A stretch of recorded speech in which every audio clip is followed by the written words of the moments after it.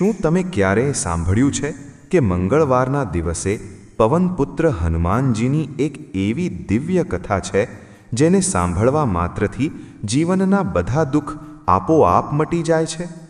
દર્શક મિત્રો, આજે મંગળવારના પાવન દિવસે અમે તમને હનુમાનજીની એક એવી ચમત્કારી અને સત્ય કથા સંભળાવવા જઈ રહ્યા છીએ જેને સાંભળવા માત્રથી તમારા જીવનના મોટામાં મોટા સંકટ પણ દૂર થઈ જશે. આ કહાની છે એક એવા રાજાની જે ભિખારી બની ગયો, પરંતુ બજરંગબલીની કૃપાએ તેનું ભાગ્ય બદલી નાખ્યું. તો સાચા હૃદયથી કોમેન્ટમાં લખો જય બજરંગબલી અને આવો આ દિવ્ય કથાનો રસપાન કરીએ. તમે ઘણા સમય પહેલાંની વાત છે. ભારત વર્ષના એક સમૃદ્ધ રાજ્યમાં રાજા ધીરેન્દ્રનું રાજ્ય હતું. રાજા ધીરેન્દ્ર ખૂબ જ પ્રતાપી, ધર્મપરાયણ અને પ્રજાપાલક હતા. તેમના રાજ્યમાં ચારે તરફ ખુશી હતી. પ્રજા પોતાના રાજાને ભગવાનની જેમ માનતી હતી, કારણ કે રાજા ધીરેન્દ્ર ક્યારેય કોઈને દુઃખી જોઈ શકતા ન હતા. તેમના દરબારમાં જે પણ આવતું તે ક્યારેય ખાલી હાથે પાછું ફરતું ન હતું. રાજાનું જીવન ખૂબ જ વૈભવશાળી હતું, પરંતુ સમયનું ચક્ર ક્યારે ફરી જાય તે કોઈ નથી જાણતું. વિધાતાના લેખ આગળ મોટા મોટા રાજાઓને પણ ઝૂકવું પડ્યું છે. એક દિવસની વાત છે. રાજા ધીરેન્દ્ર પોતાના મહેલમાં આરામ કરી રહ્યા હતા ત્યારે તેમના મનમાં એક વિચિત્ર બેચેની થવા લાગી. તેમને લાગ્યું કે કંઈક ખૂબ જ ખરાબ થવાનું છે, પરંતુ શું તે તેઓ સમજી શકતા ન હતા. એ જ રાત્રે તેમના રાજ્ય પર પડોશીના એક ક્રૂર શત્રુ રાજાએ વિશાળ સેના સાથે અચાનક હુમલો કરી દીધો. રાજા ધીરેન્દ્રની સેના તૈયાર ન હતી. ભયંકર યુદ્ધ થયું, પરંતુ શત્રુની વિશાળ સેના અને છળકપટ આગળ રાજા ધીરેન્દ્રની સેના ટકી ન શકી. જોતા જોતામાં બધું નષ્ટ થઈ ગયું. જે રાજા કાલ સુધી સોનાના સિંહાસન પર બેસતા હતા તેને પોતાના પ્રાણ બચાવવા માટે એ જ રાત્રે ગુપ્ત રસ્તેથી જંગલ તરફ ભાગવું પડ્યું. રાજા ધીરેન્દ્ર હવે એકલા હતા. તેમના શરીર પર રાજવી વસ્ત્રો ફાટી ચૂક્યા હતા, પગમાં ફોલ્લા પડી ગયા હતા અને ભૂખ તરસથી તેમના હાલ બેહાલ હતા. કાલ સુધી જે બીજાને દાન આપતા હતા, આજે તેઓ પોતે દાણા દાણા માટે લાચાર બની ગયા હતા. તેઓ જંગલે જંગલ ભટકતા રહ્યા, પરંતુ તેમને કોઈ સહારો ન મળ્યો. ધીરે ધીરે તેઓ એક બીજા રાજ્યની સીમામાં પહોંચ્યા. ત્યાં ન તો કોઈ તેમને ઓળખતું હતું અને ન તો કોઈ તેમની મદદ કરવાવાળું હતું. પેટની આગ ઓલવવા માટે એ મહાન રાજાને, જે ક્યારેય ન્યાય કરતા હતા, હવે ભિખારી બનીને હાથ ફેલાવવો પડ્યો. રાજા ધીરેન્દ્ર હવે એક ભિખારીનું જીવન જીવવા લાગ્યા. તેઓ આખો દિવસ મંદિરની બહાર બેસતા અને જે કંઈ પણ મળી જતું તેનાથી જ પોતાનું પેટ ભરતા. પરંતુ આ ગરીબી અને લાચારીમાં પણ તેમણે પોતાની ધીરજ ન ગુમાવી. તેઓ દરેક સમયે ભગવાનનું સ્મરણ કરતા રહેતા હતા. તેઓ વિચારતા હતા કે કદાચ ઈશ્વર તેમની પરીક્ષા લઈ રહ્યા છે. દિવસો વીતતા ગયા અને રાજાની હાલત વધુ ખરાબ થતી ગઈ. લોકો તેમને ગાંડા સમજવા લાગ્યા હતા. બાળકો તેમના પર પથ્થર ફેંકતા અને લોકો તેમને ધુતકારી કાઢતા, પરંતુ રાજા ધીરેન્દ્ર ચૂપચાપ બધું સહન કરી લેતા. એક દિવસ રાજા ધીરેન્દ્ર એક જૂના હનુમાન મંદિરની બહાર બેઠા હતા. મંગળવારનો દિવસ હતો. મંદિરમાં ભક્તોની ભારે ભીડ હતી. રાજાની આંખોમાં આંસુ હતા. તેમણે હનુમાનજીની મૂર્તિ તરફ જોયું અને મનોમન વિનંતી કરી કે હે સંકટમોચન, મેં જીવનમાં ક્યારેય જાણી જોઈને કોઈનું ખરાબ નથી કર્યું, તો પછી મને આ કેવો દંડ મળી રહ્યો છે? શું મારું પૂરું જીવન આમ જ વીતશે? મારા પર દયા કરો પ્રભુ. તેમની પોકાર એટલી સાચી અને પીડા ભરેલી હતી કે તે સીધી હનુમાનજીના ચરણો સુધી પહોંચી. એ જ રાત્રે રાજા ધીરેન્દ્રને એક સપનું આવ્યું. સપનામાં તેમને એક દિવ્ય રોશની દેખાઈ અને એક ભારે અવાજ સંભળાયો. ધીરેન્દ્ર, તારા કર્મ મહાન છે, પરંતુ તારા ભાગ્યમાં હજુ પણ વધારે કઠિન પરીક્ષાઓ લખી છે. તારે ડગવાનું નથી. કાલ સવારે તને મંદિરની પાછળ એક વૃદ્ધ સાધુ મળશે. તેની સેવા કરજે. તને એક એવી શક્તિ પ્રાપ્ત થશે જે તારા જીવનની દિશા બદલી નાખશે.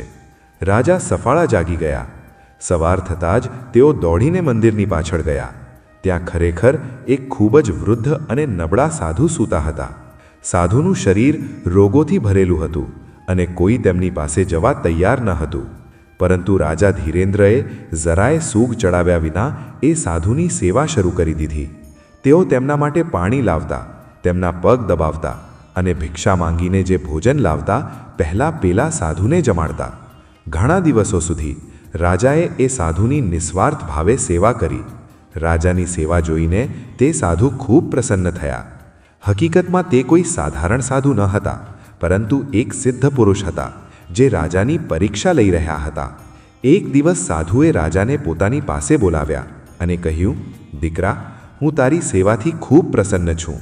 હું જાણું છું કે તું કોઈ ભિખારી નથી, પણ એક રાજા છે. તારો ખરાબ સમય ચાલી રહ્યો છે, પણ તે તારો ધર્મ નથી છોડ્યો. હું તને એક વરદાન આપું છું. સાધુએ પોતાની જોડીમાંથી થોડી વિભૂતિ કાઢી અને રાજાના કપાળ પર લગાવી દીધી. તેમણે કહ્યું, આજથી તારી પાસે એક દિવ્ય શક્તિ હશે. તું કોઈ પણ વ્યક્તિનું ચહેરો જોઈને તેનું ભવિષ્ય જાણી શકીશ. તને આવનારી ઘટનાઓનો પહેલાં જ અનુભવ થઈ જશે. પરંતુ યાદ રાખજે, આ શક્તિનો વપરાશ ક્યારેય પોતાના સ્વલાભ માટે ન કરતો, માત્ર જનકલ્યાણ માટે કરજે. રાજા ધીરેન્દ્રએ સાધુના ચરણ સ્પર્શ કર્યા. જેવા તેમણે માથું ઊંચું કર્યું, સાધુ ત્યાંથી ગાયબ થઈ ચૂક્યા હતા. રાજાને સમજાઈ ગયું કે આ બધી હનુમાનજીની જ લીલા હતી. એ દિવસ પછી રાજા ધીરેન્દ્રમાં એક અદ્ભુત બદલાવ આવી ગયો. હવે તેઓ જે વ્યક્તિને પણ જોતા, તેમને તેના જીવનમાં આગળ શું થવાનું છે તે સ્પષ્ટ દેખાવા લાગ્યું. શરૂઆતમાં રાજાએ આ શક્તિને ગુપ્ત રાખી, પરંતુ એક દિવસ એક ગરીબ ખેડૂત મંદિર પાસે રડી રહ્યો હતો. રાજાએ પોતાની દિવ્ય દ્રષ્ટિથી જોયું કે એ ખેડૂતના ખેતરમાં દાટેલું ધન છે, પણ તેને ખબર નથી. રાજાએ ખેડૂત પાસે ગયા અને તેને જણાવ્યું કે તે પોતાના ખેતરાના કયા ખૂણામાં ખોદકામ કરે. ખેડૂતે પહેલાં તો વિશ્વાસ ન કર્યો, પણ જ્યારે તેણે ખોદ્યું તો તેને સાચે જ સોનાના સિક્કાથી ભરેલો કળશ મળી ગયો. આ વાત જંગલની આગની જેમ આખા નગરમાં ફેલાઈ ગઈ. હવે રાજા ધીરેન્દ્ર સાધારણ ભિખારી ન રહ્યા. લોકો તેમને ચમત્કારી બાબા કહેવા લાગ્યા. દૂર દૂરથી લોકો પોતાનું ભવિષ્ય જાણવા માટે તેમની પાસે આવવા લાગ્યા. રાજા લોકોની સમસ્યાઓ સાંભળતા અને તેમને આવનારા સંકટોથી સાવધાન કરી દેતા. તેઓ લોકોને ઉપાય પણ બતાવતા, જેનાથી ઘણા લોકોનું જીવન સુધરી ગયું. તેમની કીર્તિ એ રાજ્યના રાજાના કાનો સુધી પણ પહોંચી. પરંતુ આ દિવ્ય શક્તિની સાથે એક બહુ મોટો શ્રાપ પણ જોડાયેલો હતો, જેને રાજા ધીરેન્દ્ર હજુ પણ જાણતા ન હતા. એક દિવસ જ્યારે તેઓ ધ્યાનમાં બેઠા હતા, તેમણે પોતાની જ હસ્તરેખા અને ભવિષ્ય જોવાનો પ્રયાસ કર્યો. જેવું તેમણે પોતાની ભવિષ્યની ઘટનાઓ પર ધ્યાન કેન્દ્રિત કર્યું, તેમના પગ નીચેથી જમીન સરકી ગઈ. તેમણે જોયું કે તેમની મૃત્યુ ખૂબ નજીક છે. તેમની આયુષ્ય માત્ર 25 વર્ષની લખી છે અને તેમનો અંત ખૂબ જ પીડાદાયક રીતે થવાનો છે. રાજા ધીરેન્દ્ર હજુ માત્ર 24 વર્ષના હતા, એટલે કે તેમની પાસે જીવનનો માત્ર 1 વર્ષ બચ્યું હતું. અને સૌથી ભયંકર વાત એ હતી કે તેમને એ પણ દેખાયું કે તેમની મૃત્યુ કોઈ બીમારી કે દુર્ઘટનાથી નહીં થાય, પણ એ જ પ્રજાના હાથે થશે જેનું તેઓ આટલું ભલું કરી રહ્યા છે. આ જોઈને રાજાનું મન વિચલિત થઈ ગયું. તેમણે વિચાર્યું કે જે પ્રભુ ભવિષ્ય બતાવી શકે છે તે ભવિષ્ય બદલી પણ શકે છે. રાજાએ નિર્ણય લીધો કે તેઓ આ મૃત્યુના ડરથી ભાગશે નહીં, પણ તેનો સામનો કરશે. તેમણે પોતાની સેવા હજુ પણ વધારી દીધી. સમય વીતતો ગયો અને રાજાની પ્રસિદ્ધિ વધતી ગઈ. પરંતુ જેમ હંમેશા થાય છે, જ્યારે કોઈની કીર્તિ વધે છે તો તેના શત્રુ પણ પેદા થઈ જાય છે. એ નગરના અમુક દુષ્ટ લોકો અને પાખંડી તાંત્રિક રાજા ધીરેન્દ્રથી બળવા લાગ્યા હતા, કારણ કે રાજાના કારણે એ પાખંડીઓનો ધંધો બંધ થઈ ગયો હતો. તેઓ લોકોને વચ્ચે જઈને ખોટું ફેલાવવા લાગ્યા કે આ ભિખારી કોઈ ચમત્કારી બાબા નથી, પણ એક કાળો જાદુગર છે જે લોકોને વશમાં કરી રહ્યો છે. ભોળી ભાળી જનતા જે કાલ સુધી રાજાના પગમાં પડતી હતી, ધીરે ધીરે એ અફવાઓ પર વિશ્વાસ કરવા લાગી. આમ રાજા ધીરેન્દ્રને પોતાની દિવ્ય શક્તિથી એ આભાસ થઈ રહ્યો હતો કે સંકટના વાદળ ઘેરાઈ રહ્યા છે. તેમને દેખાઈ રહ્યું હતું કે અમુક લોકો તેમની વિરુદ્ધ ભીડને ઉશ્કેરી રહ્યા છે, પરંતુ તેઓ શાંત રહ્યા. તેઓ જાણતા હતા કે નિયતિ પોતાની રમત રમી રહી છે. એક દિવસની વાત છે. એક શેઠ રાજા પાસે આવ્યા. તેમનો એકનો એક દીકરો ખૂબ બીમાર હતો. રાજાએ પોતાની શક્તિથી જોયું કે એ બાળકની આયુષ્ય પૂરી થઈ ચૂકી છે અને હવે તેને કોઈ નથી બચાવી શકતું. રાજાએ શેઠને સત્ય જણાવી દીધું અને કહ્યું, ઈશ્વરની ઈચ્છા આગળ આપણે લાચાર છીએ. તમે પ્રભુનું નામ લો. બાળકનો સમય પૂરો થઈ ચૂક્યો છે. એ જ સાંજે એ બાળકની મૃત્યુ થઈ ગઈ. બસ આ જ મોકાની શોધમાં પેલા દુષ્ટ લોકો હતા. તેમણે ભીડને ભેગી કરી અને બૂમો પાડવા લાગ્યા, જુઓ, આ ભિખારીએ કાળો જાદુ કરીને શેઠના દીકરાને મારી નાખ્યો. આ ભવિષ્ય નથી બતાવતો, પણ પોતાની કાળી જીભથી લોકોને શ્રાપ આપે છે. આને નગરથી બહાર કાઢો, નહીં તો આ આપણા બધાના બાળકોને ખાઈ જશે. ક્રોધિત ભીડ, જેણે વિવેક ગુમાવી દીધો હતો, રાજા ધીરેન્દ્ર તરફ દોડી. તેમના હાથમાં પથ્થર અને લાકડીઓ હતી. રાજા ધીરેન્દ્ર પોતાની જગ્યાએથી હલ્યા નહીં. તેમને તે દ્રશ્ય યાદ આવી ગયું જે તેમણે પોતાની ભવિષ્ય દ્રષ્ટિમાં જોયું હતું. પ્રજાના હાથે તેમની મૃત્યુ. શું આજે એ જ દિવસ હતો? રાજાએ આંખો બંધ કરી અને હનુમાનજીનું સ્મરણ કર્યું. હે પવનપુત્ર, જો મારી મૃત્યુ આવી જ રીતે લખી છે તો મને સ્વીકાર છે, પરંતુ મેં હંમેશા ધર્મનું પાલન કર્યું છે. અંત સમયે મારી લાજ રાખજો. ભીડ રાજાની નજીક પહોંચી ચૂકી હતી. પહેલો પથ્થર આવીને રાજાના માથા પર વાગ્યો. લોહીની ધાર વહી નીકળી. રાજા હે રામ કહીને ત્યાં જ ઢળી પડ્યા. પરંતુ ત્યારે જ આકાશમાં કાળા વાદળ ઘેરાઈ આવ્યા. જોર જોરથી વીજળી ચમકવા લાગી. પવન એટલો તેજ ફૂંકાવા લાગ્યો કે લોકોનું ઊભા રહેવું મુશ્કેલ થઈ ગયું. આ કોઈ સાધારણ વાવાઝોડું ન હતું. આ પ્રકૃતિનો ક્રોધ હતો. અચાનક મંદિરનો ઘંટ આપમેળે જોર જોરથી વાગવા લાગ્યો. ભીડ ગભરાઈ ગઈ. લોકો અટકી ગયા. ત્યારે જ પેલા તેજ વાવાઝોડાની વચ્ચેથી એક વિશાળ વાનરરૂપી પડછાયો પ્રગટ થયો. પરંતુ એ પડછાયો કોઈને દેખાઈ રહ્યો ન હતો. માત્ર રાજા ધીરેન્દ્રને તેનો આભાસ થઈ રહ્યો હતો. હનુમાનજી સૂક્ષ્મ રૂપમાં ત્યાં આવી ચૂક્યા હતા, પરંતુ તેઓ હજુ રાજાને બચાવવા માટે નહીં, પણ તેમની પરીક્ષાના અંતિમ ચરણ માટે આવ્યા હતા. ભીડ હજુ પણ રાજાને મારવા પર ઉતારૂ હતી. ત્યાંને જ ભીડમાંથી એક વૃદ્ધ વ્યક્તિ આગળ આવ્યા, જેનો ઇલાજ થોડા દિવસ પહેલાં જ રાજાએ બતાવ્યો હતો. તેમણે બૂમ પાડીને કહ્યું, રોકાઈ જાઓ, તમે લોકો અનર્થ કરી રહ્યા છો. આ કોઈ જાદુગર નથી, આ તો દેવતા સમાન છે. આણે મારા પ્રાણ બચાવ્યા હતા. અમુક લોકો અટક્યા, પણ દુષ્ટોએ ભીડને ફરી ઉશ્કેરી. આ વૃદ્ધ પણ આના જ જાદુમાં છે. મારો આને પણ. સ્થિતિ કાબુ બહાર જઈ રહી હતી. રાજા ધીરેન્દ્ર ઘાયલ અવસ્થામાં જમીન પર પડ્યા હતા, પરંતુ તેમના ચહેરા પર એક વિચિત્ર શાંતિ હતી. તેઓ જાણતા હતા કે મૃત્યુ હવે થોડી જ ક્ષણો દૂર છે. 25 વર્ષની આયુષ્ય પૂરી થવામાં આજનો જ દિવસ બાકી હતો. પ્રકૃતિના રૌદ્ર રૂપ જોઈને ભીડના પગલાં થોડી પળો માટે થંભી ગયા હતા. આસમાનમાં કાળી ઘટાઓ એવી ઉમટી રહી હતી જાણે પ્રલય આવવાનો હોય. વીજળીના કડાકાથી આખી ધરતી ધ્રુજી રહી હતી.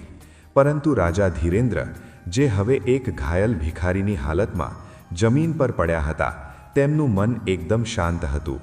તેમના કપાળથી લોહી વહી રહ્યું હતું, જે તેમની આંખોમાં જઈ રહ્યું હતું. પરંતુ એ ઝાકાશમાં પણ તેમને માત્ર હનુમાનજીની છબી દેખાઈ રહી હતી. રાજાએ મનોમન વિચાર્યું, હે પ્રભુ, જો મારી મૃત્યુ આમ જ લખી છે તો મને સ્વીકાર છે, પરંતુ મને દુઃખ માત્ર એ વાતનું છે કે હું મારી પ્રજાને એ સમજાવી ન શક્યો કે હું તેમનો શત્રુ નથી, પણ તેમનો શુભચિંતક છું. ત્યારે જ ભીડમાંથી એક ક્રૂર વ્યક્તિ, જેનું નામ કાલિયા હતું અને જે પેલા પાખંડી તાંત્રિકોનો મુખ્ય માણસ હતો, તે બરાડ્યો, અરે તમે લોકો ડરો છો શા માટે? આ આંધી તોફાન પણ આ જ ઢોંગીનો જ જાદુ છે. આ આપણને ડરાવવા માંગે છે. જો આજે આને જીવિત છોડી દીધો તો કાલે આ આખા ગામને બરબાદ કરી દેશે. મારો આને. કાલિયાની વાત સાંભળીને ભીડનો ડર ફરીથી ક્રોધમાં બદલાઈ ગયો. તેમણે ફરીથી પથ્થર ઉપાડી લીધા. એક મોટો પથ્થર હવામાં લહેરાતો આવ્યો અને રાજા ધીરેન્દ્રની છાતી પર વાગ્યો. રાજાના મોઢામાંથી એક ચીસ નીકળી અને તેઓ બેભાન થઈને જમીન પર પૂરેપૂરા ઢળી પડ્યા. તેમના શ્વાસ તૂટવા લાગ્યા. તેમના હૃદયના ધબકારા ધીમા પડવા લાગ્યા. 25 વર્ષની તે સમયસીમા જે તેમણે પોતાની હસ્તરેખામાં જોઈ હતી તે હવે સમાપ્ત થઈ રહી હતી. પરંતુ ત્યારે જ એક ચમત્કાર થયો. જેવા રાજા ધીરેન્દ્રની ચેતના લુપ્ત થઈ તેમણે લાગ્યું કે તેઓ એક ગાઢ અંધકારમાં ડૂબી રહ્યા છે. ચારે તરફ સન્નાટો હતો. ન ભીડનો શોર, ન વાવાઝોડાનો અવાજ, બસ એક અનંત શાંતિ. અચાનક એ અંધકારમાં એક સોનેરી રોશની પ્રગટ થઈ. તે રોશની એટલી તેજ હતી કે સાધારણ આંખોથી તેને જોઈ ન શકાતી હતી. એ રોશનીની વચ્ચેથી એક દિવ્ય આકૃતિ ઉપસી આવી. લાલ લંગોટ, હાથમાં ગદા, મુખ પર સૂર્ય જેવું તેજ અને આંખોમાં કરુણાનો સાગર. સ્વયં સંકટમોચન હનુમાનજી ત્યાં ઊભા હતા. પરંતુ આ દૃશ્ય ભૌતિક દુનિયાનું ન હતું. આ રાજા ધીરેન્દ્રની આત્માનું દૃશ્ય હતું. રાજાના આત્માએ હાથ જોડીને પ્રણામ કર્યા. હનુમાનજીએ પોતાની ગંભીર અને સ્નેહભરી વાણીમાં કહ્યું, ધીરેન્દ્ર, ઉઠ, હજુ સૂવાનો સમય નથી. રાજા ધીરેન્દ્રના આત્માએ ધ્રુજતા અવાજે કહ્યું, પ્રભુ, શું મારો સમય પૂરો નથી થઈ ગયો? મેં મારી વિદ્યાથી જોયું હતું કે મારી આયુષ્ય માત્ર 25 વર્ષ છે અને આજે મારો જન્મદિવસ છે. મારી પ્રજાએ મને મારી નાખ્યો છે. હવે મને મુક્તિ આપો. હનુમાનજી મલકાયા. તેમના સ્મિતમાં ત્રણેય લોકનું જ્ઞાન છુપાયેલું હતું. તેમણે કહ્યું, પુત્ર, તે જે જોયું તે સત્ય હતું. વિધાતાના લેખ મુજબ તારી આયુષ્ય માત્ર 25 વર્ષ જ હતી. તારા પાછલા જન્મોના અમુક કર્મ બાકી હતા જેનું ફળ તારે આ જન્મમાં ભોગવવું પડ્યું. આ રાજપાટનું જવું, આ ગરીબી, આ અપમાન અને આ પીડાદાયક મૃત્યુ, આ બધું એ જ પ્રારબ્ધનો હિસ્સો હતો. વિધિનો લેખ એ જ હતો કે આજે તારી મૃત્યુ થાય. રાજાએ માથું ઝુકાવી લીધું. તો પછી પ્રભુ, આપ અહીં કેમ આવ્યા છો? શું મને લેવા? હનુમાનજીએ આગળ વધીને રાજાના માથા પર પોતાનો હાથ મૂક્યો. એ સ્પર્શથી રાજાને એવી ઊર્જા મળી જેનું વર્ણન શબ્દોમાં કરી ન શકાતું. હનુમાનજી બોલ્યા, વિધિનો લેખ અટલ છે, પરંતુ ભક્તિમાં એટલી શક્તિ છે કે તે વિધાતાની લકીરોને પણ ભૂંસી શકે છે. ધીરેન્દ્ર, તે ઘોર સંકટમાં પણ ધર્મનો સાથ ન છોડ્યો. જ્યારે તારી પાસે ખાવાનું ન હતું ત્યારે પણ તે બીજાને જમાડ્યા. જ્યારે લોકો તને પથ્થર મારી રહ્યા હતા ત્યારે પણ તે તેમના માટે ખરાબ ન વિચાર્યું. તે તારી મૃત્યુને નજીક જોઈને પણ ભાગવાનો પ્રયાસ ન કર્યો, પણ તેને ઈશ્વરની ઈચ્છા માનીને સ્વીકારી લીધી. હનુમાનજીનો અવાજ થોડો ગંભીર થયો. તારી આ નિસ્વાર્થ ભક્તિ અને ત્યાગે તારા અપરાધોને બાળીને ભસ્મ કરી દીધા છે. જે મૃત્યુ આજે લખી હતી તેને મેં હમણાં જ ભૂંસી નાખી છે. હું તને નવું જીવનદાન આપું છું, પરંતુ યાદ રાખજે, આ નવું જીવન તારા ભોગવિલાસ માટે નથી. આ જીવન ધર્મની સ્થાપના અને લાચારોની રક્ષા માટે છે. હજુ તારું કાર્ય પૂરું નથી થયું, તારે ઉઠવું પડશે. જેવું હનુમાનજીએ આ કહ્યું તે દિવ્ય રોશની રાજાના શરીરમાં સમાઈ ગઈ. બીજી બાજુ બહારની દુનિયામાં ભીડ રાજાને મરેલો સમજીને શાંત થઈ ચૂકી હતી. કાલિયા હસતા હસતા બોલ્યો, જોયું, પતી ગયો પાખંડી. હવે આ ગામ પર કોઈ મુસીબત નહીં આવે. ચાલો આની લાશને જંગલમાં ફેંકી દઈએ, જેથી જાનવર આને ખાઈ જાય. બે લોકો આગળ વધ્યા અને તેમણે રાજા ધીરેન્દ્રના પગને પકડીને ખસડાવવા માંગ્યા, પરંતુ જેવા તેમણે રાજાને હાથ લગાડ્યો તેમને એક જોરદાર ઝટકો લાગ્યો, જાણે વીજળીનો કરંટ લાગ્યો હોય. તે બંને ચીસ પાડીને પાછળ પડી ગયા. શું થયું? ભીડમાં દોડધામ મચી ગઈ. ત્યારે જ તે અદ્ભુત ઘટના ઘટી જેને જોઈને બધાનો આત્મા કંપી ગયો. રાજા ધીરેન્દ્ર, જેમનું શરીર પથ્થરોની ચોટથી ચારણી થઈ ચૂક્યું હતું અને જે હમણાં મૃત લાગી રહ્યા હતા, તેમના શરીરમાંથી એક આછી લાલ આભા નીકળવા લાગી. જોતતા જોતતામાં તેમના કપાળનો ઘાવ આપમેળે રૂજાવા લાગ્યો. તેમની છાતી પર વાગેલો ઊંડો ઘાવ એવી રીતે ગાયબ થઈ ગયો જાણે ત્યાં ક્યારેય કંઈ હતું જ નહીં. તોફાન અચાનક થંભી ગયો. જે પવન અત્યાર સુધી તાંડવ મચાવી રહ્યો હતો તે હવે શીતળ અને મંદ થઈ ગયો. કાળા વાદળ વિખેરાઈ ગયા અને આસમાનમાંથી સૂર્યનું એક કિરણ સીધું રાજા ધીરેન્દ્રના ચહેરા પર પડ્યું. રાજાએ ધીરે ધીરે પોતાની આંખો ખોલી. તેમની આંખોમાં હવે એ લાચારી ન હતી, પણ એક એવું તેજ હતું જેને જોઈને સારા સારા શૂરવીરોના પરસેવા છૂટી જાય. તેઓ ઊઠીને ઊભા થઈ ગયા, એકદમ સ્વસ્થ, જાણે તેમને ક્યારેય કોઈ ચોટ લાગી જ ન હોય. ભીડ આ જોઈને ડરથી પાછળ હટી ગઈ. કાલિયાનો ચહેરો ડરના લીધે પીળો પડી ગયો. તે તોતડાતા આવાજે બોલ્યો, આ કેવી રીતે થઈ શકે? આ તો મરી ગયો હતો. આ નક્કી કોઈ ભૂત છે કે પિશાચ છે જે મર્યા પછી જીવિત થઈ ગયો છે. ભાગો! પરંતુ આ વખતે કોઈ ભાગ્યું નહીં, કારણ કે રાજાના ઉઠતા જ મંદિરના ગર્ભગૃહમાંથી એક જોરદાર અવાજ આવ્યો, મૂર્ખાઓ, રોકાઈ જાઓ! બધાએ પાછળ ફરીને જોયું. મંદિરના પગથિયા પરથી એ જ વૃદ્ધ સાધુ નીચે ઉતરી રહ્યા હતા જેમની સેવા કરીને રાજાને આ દિવ્ય શક્તિ મળી હતી. તે સાધુ જે થોડા સમય પહેલાં સુધી ગાયબ હતા, આજે અચાનક પ્રગટ થઈ ગયા હતા. પરંતુ આજે તે બીમાર અને નબળા નહીં દેખાઈ રહ્યા. તેમનું શરીર તપેલા સોના જેવું ચમકી રહ્યું હતું અને તેમના હાથમાં એક ચીપિયો હતો. સાધુએ ક્રોધ ભરેલી દ્રષ્ટિથી ભીડને જોઈ. તેમની આંખોની જ્વાલા જોઈને લોકો થરથર કાંપવા લાગ્યા. સાધુએ પોતાના ગરજતા અવાજમાં કહ્યું, અરે અભાગ્યો, જેને તમે પથ્થર મારી રહ્યા છો, જાણો છો તે કોણ છે? તે કોઈ ઢોંગી કે જાદુગર નથી.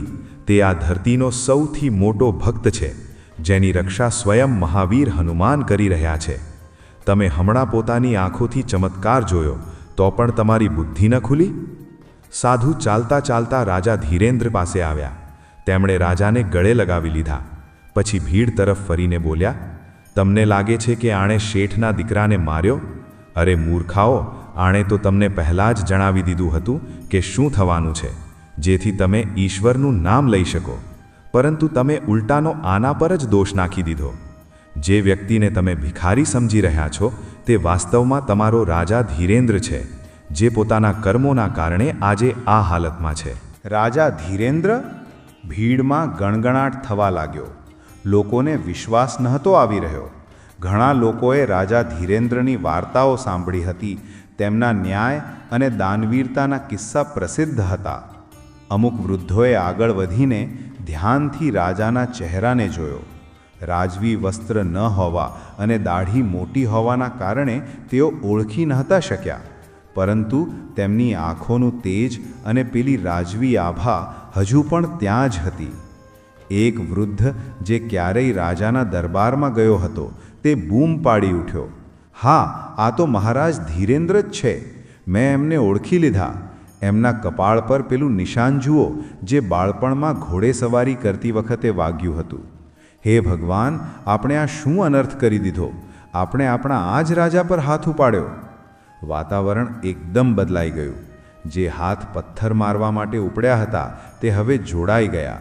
જે મોઢા ગાળો આપી રહ્યા હતા તે હવે પછતાવામાં બંધ થઈ ગયા. ભીડના લોકો રડતા રડતા રાજાના પગમાં પડવા લાગ્યા. અમને ક્ષમા કરી દો મહારાજ, અમને ક્ષમા કરી દો. અમે ભરમાઈ ગયા હતા. અમે ઘોર અપરાધ કર્યો છે. રાજા ધીરેન્દ્ર, જે હવે પૂરેપૂરા સ્વસ્થ હતા, તેમણે લોકોને ઊભા કર્યા. તેમના મનમાં જરા સરખો પણ ક્રોધ ન હતો.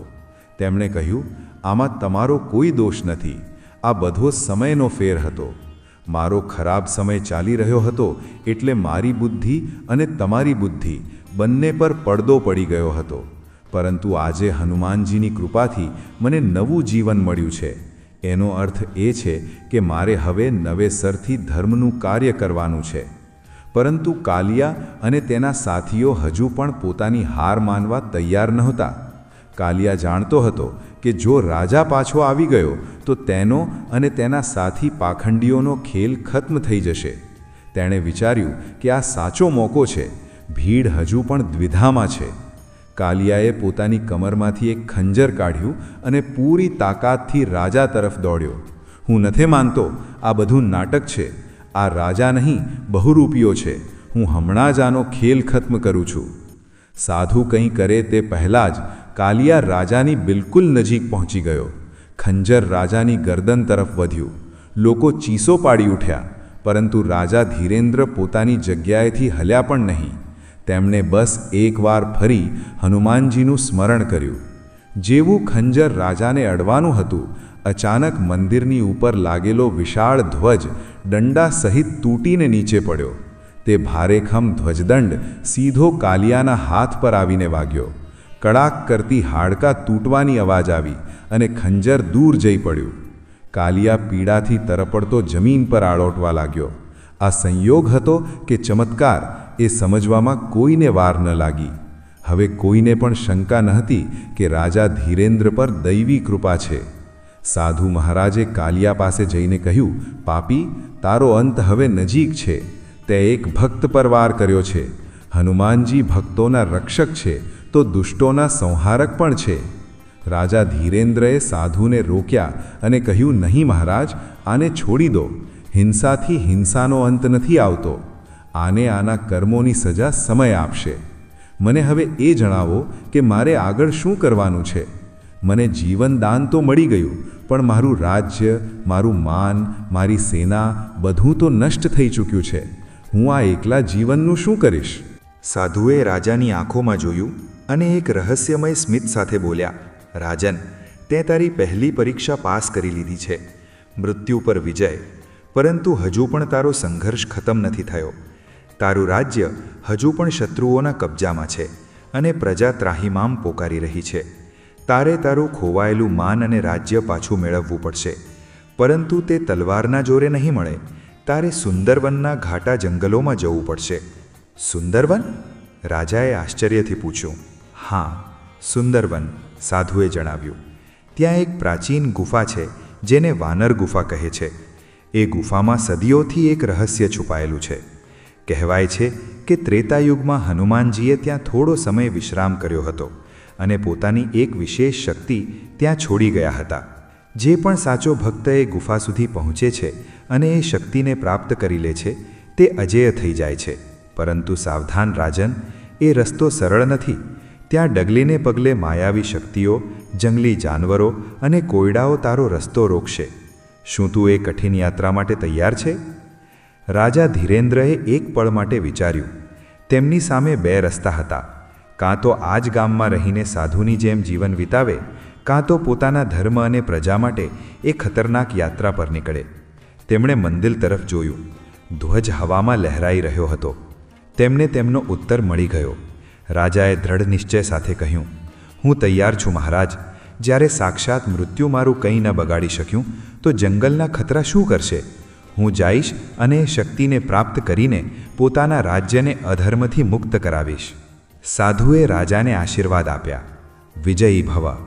પરંતુ યાદ રાખજે, પોતાની દિવ્ય દૃષ્ટિનો પ્રયોગ હવે ખૂબ સમજી વિચારીને કરજે. સુંદરવનમાં જે દેખાય છે તે હોતું નથી, અને જે હોય છે તે દેખાતું નથી. તારી આ દૃષ્ટિ તને ત્યાં દગો પણ દઈ શકે છે. રાજા ધીરેન્દ્રએ ગામવાળાઓથી વિદાય લીધી. ગામના લોકો જે કાલ સુધી તેમને મારવા માંગતા હતા, હવે તેમનો જય જયકાર કરી રહ્યા હતા. રાજાએ પોતાની જૂની ફાટેલી ગોદડી ઉતારી અને સાધુ દ્વારા આપેલા ભગવા વસ્ત્રો ધારણ કર્યા. હાથમાં એક સાધારણ લાકડી લીધી અને નીકળી પડ્યા એ અજાણી અને રહસ્યમય યાત્રા તરફ. જેવા રાજા ગામની સીમાથી બહાર નીકળ્યા અને જંગલ તરફ વધ્યા, તેમને ઝાડીઓમાં કંઈક સળવળાટ સંભળાયો. તેમને લાગ્યું કે કોઈ તેમનો પીછો કરી રહ્યું છે. તેમણે પોતાની દિવ્ય શક્તિથી જોવાનો પ્રયાસ કર્યો કે ઝાડીઓની પાછળ કોણ છે. પરંતુ જેવું તેમણે ધ્યાન ધર્યું, તેમને ત્યાં માત્ર ઘટ્ટ કાળો ધુમાડો દેખાયો. કંઈ પણ સ્પષ્ટ ન હતું. રાજા ચોંકી ગયા. તેમની શક્તિ કામ કેમ નહોતી કરી રહી? સાધુની ચેતવણી યાદ આવી ગઈ. ત્યાં તારી દૃષ્ટિ તને દગો દઈ શકે છે. ત્યારે જ ઝાડીઓની પાછળથી એક વિચિત્ર હાસ્યનો અવાજ આવ્યો. હે, આવી ગયા રાજા, અમે તારી રાહ જોઈ રહ્યા હતા. એ ઘાટા જંગલના પ્રવેશ દ્વાર પર ઊભેલા રાજા ધીરેન્દ્રના કાનોમાં એ ડરામણું હાસ્ય ગૂંજી રહ્યું હતું. હે, અવાજ ચારે દિશામાંથી આવી રહ્યો હતો. જાણે કે જંગલનું દરેક ઝાડ, દરેક પાંદડું તેમના પર હસી રહ્યું હોય. રાજાએ પોતાની લાકડીને કસીને પકડી અને ચારે તરફ નજર દોડાવી. જેવું કે સાધુ મહારાજે ચેતવણી આપી હતી, તેમની દિવ્ય દૃષ્ટિ અહીં કામ નહોતી કરી રહી. તેમની સામે ઊભેલી મુસીબતનું ભવિષ્ય દેખાઈ રહ્યું ન હતું. હવે તેમને પોતાની બુદ્ધિ અને ભુજબળનો જ સહારો હતો. રાજાએ ગંભીર સ્વરમાં પડકાર ફેંક્યો. કોણ છે ત્યાં? સામે આવો. કાયરોની જેમ છુપાઈને વાર કરવો વીરોનું કામ નથી. જો તું કોઈ માયાવી છે તો જાણી લે કે હું શ્રી રામનો ભક્ત અને હનુમાનજીનો સેવક છું. તારું કોઈ પણ છળ મારા સાહસને તોડી નહીં શકે. રાજાનો પડકાર સાંભળીને ઝાડીઓમાં હલચલ થઈ. ધીરે ધીરે પેલો કાળો ધુમાડો જે રાજાને પોતાની દિવ્ય દ્રષ્ટિમાં દેખાયો હતો એક આકાર લેવા લાગ્યો. જોતા જોતામાં એ ધુમાડાએ એક ભયાનક રાક્ષસનું રૂપ લઈ લીધું. તેનું શરીર કોલસા જેવું કાળું હતું, આંખો અંગારાની જેમ સળગી રહી હતી અને તેના હાથમાં એક મોટું કાંટાળું મુગદર હતું. એ રાક્ષસ કદમાં રાજા કરતાં 2 ગણો મોટો હતો. રાક્ષસ પોતાના ભારે અવાજમાં બોલ્યો, મારું નામ ભ્રમર છે. હું આ સુંદર વનનો દ્વારપાળ છું. જે પણ અભાગી અહીં આવે છે હું તેને ભ્રમમાં નાખીને મારી નાખું છું. તું એક સાધારણ સંન્યાસી દેખાય છે, પરંતુ તારી વાણીમાં રાજાઓ જેવો અહંકાર છે. બોલ, તને મરવાની આટલી જલ્દી કેમ છે? રાજા ધીરેન્દ્ર જરાયે વિચલિત ન થયા.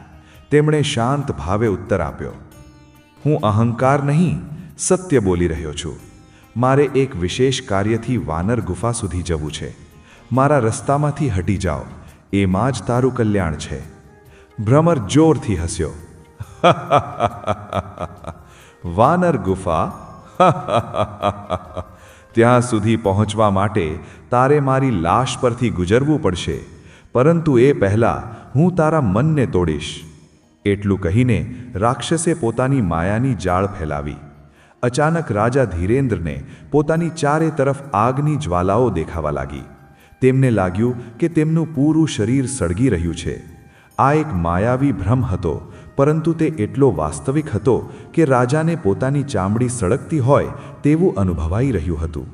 રાજાનું મન વિચલિત થવા લાગ્યું. તેમને લાગ્યું કે હવે અંત નક્કી છે. ત્યારે જ રાજાને સાધુની વાત યાદ આવી. સુંદર વનમાં જે દેખાય છે તે હોતું નથી. રાજાએ તરત પોતાની આંખો બંધ કરી લીધી. તેમણે સમજ્યું કે આ આગ બહાર નહીં, પણ રાક્ષસ દ્વારા તેમના મગજમાં પેદા કરાયેલો ડર છે. તેમણે મનને એકાગ્ર કર્યું અને હનુમાનજીના બીજ મંત્રનો જાપ શરૂ કર્યો. ઓમ હમ હનુમતે નમઃ. જેમ જેમ તેઓ મંત્રનો જાપ કરતા ગયા, તેમનું મન શાંત થતું ગયું. તેમને મહેસૂસ થયું કે આગની બળતરા ઓછી થઈ રહી છે. જ્યારે રાજાએ આંખો ખોલી તો આગ ગાયબ થઈ ચૂકી હતી. સામે ઊભેલો રાક્ષસ આશ્ચર્યચકિત હતો. આ કેવી રીતે શક્ય છે? મારી માયાની અસર તારા પર ન થઈ? રાજાએ મલકાતા હસતા કહ્યું, જ્યાં રામ નામનો પ્રકાશ હોય ત્યાં ભ્રમનું અંધારું નથી ટકી શકતું. હવે મારા રસ્તામાંથી હટી જા. રાક્ષસ ક્રોધિત થઈ ગયો. જો માયા કામ ન આવી તો મારું મુગદર તારું માથું કચડી નાખશે. તે તેજીથી રાજા તરફ દોડ્યો અને પોતાનું ભારે મુગદર રાજાના માથા પર ઝીંક્યું. રાજા ધીરેન્દ્ર પાસે ન તો તલવાર હતી અને ન તો ઢાલ. તેમની પાસે માત્ર એક સાધારણ લાકડી હતી, પરંતુ તેઓ એક કુશળ યોદ્ધા હતા. તેમણે વીજળી જેવી સ્ફૂર્તિથી પોતાને બચાવ્યા અને રાક્ષસનો વાર ખાલી ગયો. મુગદર જમીન પર એટલા જોરથી વાગ્યો કે ત્યાં એક ઊંડો ખાડો થઈ ગયો. એ પહેલાં કે રાક્ષસ સંભાળી શકે, રાજાએ પોતાની લાકડીનો એક છેડો રાક્ષસની ગરદન પર રાખ્યો અને બીજો છેડો જમીન પર ટેકી દીધો. તેમણે કહ્યું, હું ઈચ્છું તો હમણાં તારો વધ કરી શકું છું, પણ હું કારણ વિના કોઈના પ્રાણ નથી લેતો. બોલ, વાનર ગુફાનો સાચો રસ્તો કયો છે? રાક્ષસ, જે પોતાની તાકાતના અહંકારમાં હતો, પોતાની હારથી સ્તબ્ધ હતો, તેને સમજાઈ ગયું કે આ કોઈ સાધારણ મનુષ્ય નથી. એ રાક્ષસ અસલમાં એક શાપિત ગંધર્વ હતો, જે મુક્તિની રાહ જોઈ રહ્યો હતો. રાજાના સ્પર્શ અને વિજયથી એનો શાપ થોડો હળવો થયો. તેણે હાથ જોડીને કહ્યું, હે રાજન, મને ક્ષમા કરો. હું માત્ર તમારી પરીક્ષા લઈ રહ્યો હતો. સુંદર વનમાં આવા અનેક ખતરા તમારી રાહ જોઈ રહ્યા છે.